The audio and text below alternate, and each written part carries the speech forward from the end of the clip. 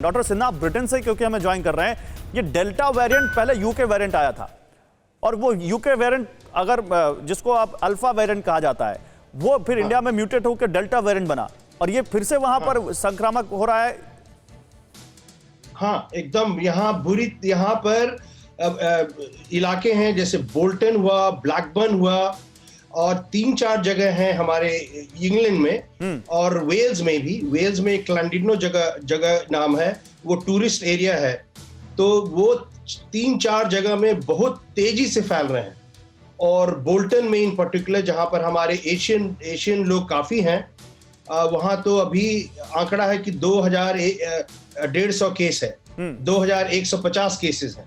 Blackburn में करीब 750 cases हैं और इस तरह से ये नंबर ऑफ केसेस अब वो डबल होते जा रहे हैं। कंटेन करने के लिए क्या कर रही है सरकार और क्या वैक्सीन इस डेल्टा वेरिएंट पर, जितनी भी वैक्सीन हमारे पास हैं, फाइजर, मॉडर्ना, एस्ट्राजेनेका या फिर भारत बायोटेक की, उनको लेकर कोई डेटा है कि इस वेरिएंट पर कितनी कारगर है? नहीं, है डेटा है और माने थोड़ा सा अफसोसजनक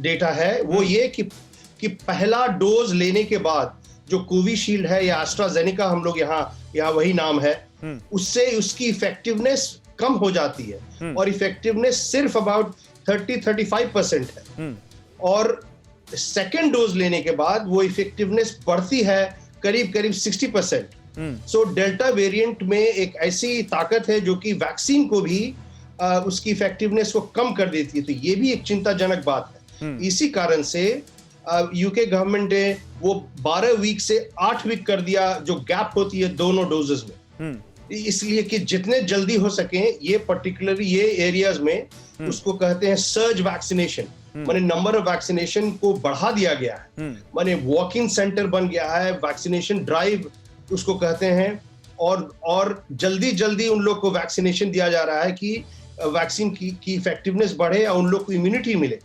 लेकिन साथ साथ उन लोग सर्ज टेस्टिंग भी कर रहे हैं, माने टेस्ट एंड ट्रेसिंग जो होती है रूटीन, तो अब हर घर जा करके टेस्ट किट को बांटा जा रहा है और टेस्टिंग की जा रही है जिससे कि पता चले कि कितने लोग इन्फेक्टेड हैं और कितने लोग एसिम्प्टोमेटिक समय का मैं आपसे फिर इस पर एक रिएक्शन लूंगा। तो फिर इंडिया में भी डेल्टा वेरिएंट ने ही सबसे ज्यादा कहर बरपाया है, ये रिपोर्ट्स कई बता रही हैं।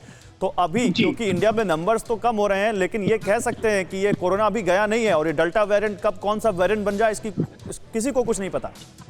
यस, एब्सोल्युटली, वही मैंने पहले भी बोला है कि ये वेरिएंट आ सकते हैं, इसलिए वैक्सीन एक बहुत बड़ा इंपॉर्टेंट एस्पेक्ट, पर ये 100 फुल प्रूफ चीज नहीं है, ये कोई पासपोर्ट नहीं है हम लोग की सेफ्टी का। इसलिए जो हमारे कन्वेंशनल मेथड्स हैं उसको एकदम फॉलो करना है। हमें ये नहीं पता कि ट्रिपल म्यूटेशन पे भी स्टडी भी हमारी, जो ट्रिपल म्यूटेशन जो हमको मिले थे, जो ये वेस्ट बंगाल से है, तो उसकी तो अभी हमें स्टडी पता भी नहीं ना। लकली जो इंडिया में जो म्यूटेशन था, जो B1617 म्यूटेशन था, उसमें कोवैक्सीन और कोविशील्ड इफेक्टिवली काम कर रही थी, इससे इतना प्रॉब्लम नहीं हुआ है। बट हाँ, जो ये डेल्टा वेरिएंट, बिकॉज ये थोड़ा कुछ बदल गया है वेरिएंट, इसमें थोड़ा दिक्कत वैक्सीन एस्ट्राजेनेका का आ रहा है।